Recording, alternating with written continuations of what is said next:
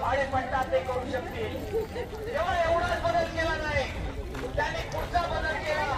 या कायद्यानुसार comrade doctor Ashok Dhawale, Mariam Dhawale, किरण गैला, विनोद निकोले, चंदू धांगा ही सगळी लोक लढतायत की त्या जमिनी आपल्या ताब्यात राहिल्या पाहिजेत. उद्या वाढवणच्या आजूबाजूला त्यांना नवी मुंबई वसवायची म्हणजे तिथल्या आदिवासींच्या जमिनी भाडेपट्ट्यावर काढून घ्यायच्या आहेत.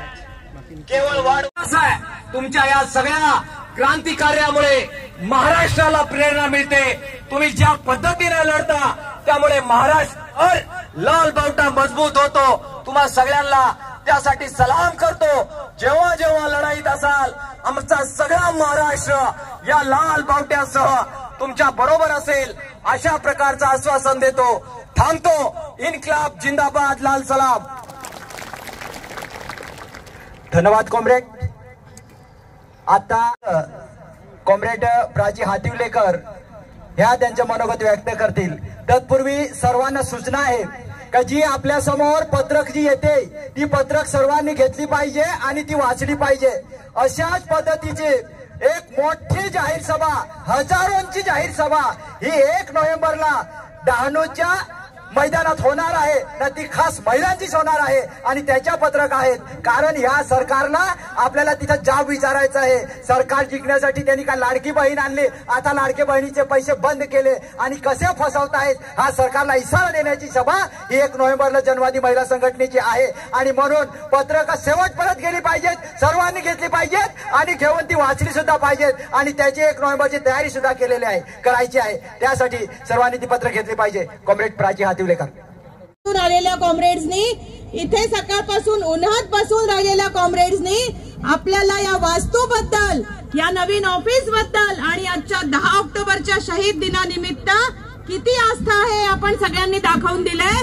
त्याप्रथम सगळ्यात आधी संबंध जिल्ह्यातल्या सगळ्या कॉम्रेड्सचं मनापासून अभिनंदन आणि आभार. कॉम्रेड्स सगळ्यांची आता भाषणं झाली, नवीन वास्तूचं आपलं उद्घाटन झालं.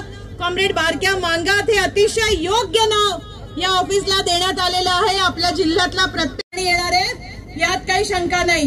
या आजच्या कार्यक्रमाच्या निमित्ताने पुन्हा पुढचा कार्यक्रम पण बरेच सांगितले. एक पदयात्रा होणार आहे, त्यानंतर आता जी पत्रक आपल्या समोर वाटली आहेत त्याबद्दल थोडक्यात सांगून मी संपवणार आहे.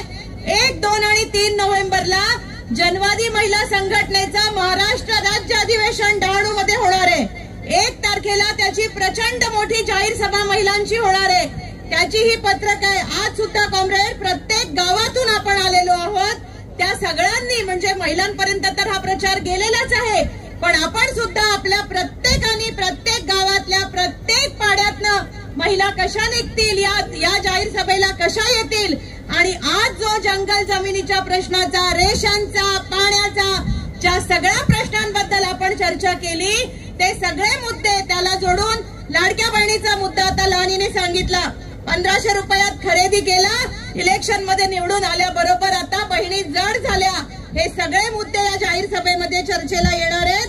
त्यानंतरच्या अधिवेशनामध्ये पण त्याच्याबद्दल योग्य ते पुढे काय करायचं ते ठरवले जाणार आहे. चंदू धांगडांनी जे सांगितलं मला फार अर्थात सगळ्यांनाच आनंद झाला की हे ऑफिस वाडा तालुक्याचं नसून संबंध ठाणे पालघर जिल्ह्याचे. कॉम्रेड वाड्याला येताना नेहमी ही अडचण व्हायची, बसण्याची रात्री राहण्याची सोय नसायची कारण आपल्या ऑफिसला खिडक्या नव्हत्या. पण आता इतकं जबरदस्त वास्तू, सगळी सुरक्षा, सगळी व्यवस्था, सगळं इथे आहे. त्यामुळे ठाण्याहून तलासरीला जाताना, ठाण्याहून विक्रमगडला जाताना, जव्हारहून परत येताना आमच्या सगळ्या महिलांना मुक्कामाचं एक घर मिळालंय हे त्यांनी सांगितलं सगळ्या जिल्ह्याचं. पण त्यात एक गोष्ट ते सांगायला विसरले, त्याची आठवण करून मी संपवते. महिला संघटनेसाठी राखीव असतील असं कॉम्रेडनी आम्हाला आश्वासन दिलं होतं, त्याची पुन्हा आठवण करून देते. आणि ह्या ऑफिसमध्ये हे नुसतीच एक वास्तू, आपल्या सगळ्यांच्या सोयीची जागा न राहता जसं जबरदस्त आंदोलन विष्णू सावराच्या विरोधात आपण केलं आणि वाड्याचं न्यायालयाकडे बघायचंय, तरच कॉम्रेड बारक्या मांगात यांचं आपण जे नाव दिलं ते नाव सार्थ होईल. हे आपण सगळे मिळून करू. पुन्हा एकदा 1 तारखेला जबरदस्त धडक आपण पालघर जिल्ह्यात देऊ अशी अपेक्षा व्यक्त करते. आणि खूप समाधान आज हे ऑफिस पाहून झालं, त्याबद्दल वाड्याच्या पूर्ण टीमला, कॉम्रेड चंदू धांगडा, कॉम्रेड प्रकाश, कॉम्रेड दिलीप गोतावडे, सगळ्याच टीमला, कॉम्रेड अनिल पाटील यांना मनपूर्वक धन्यवाद देते आणि तुमच्या सगळ्यांची रजा घेते. आपल्याला अशी पुस्तकं भेटणार नाही. खरोखरच अतिशय महत्वाचे आहे जे इथे भाषणं झाली त्याच्यामध्ये जुने कार्यकर्त्यांनी लढा केला, संघर्ष केला, हुतात्मा दिलं, हे सर्व त्याच्यामध्ये आहेत.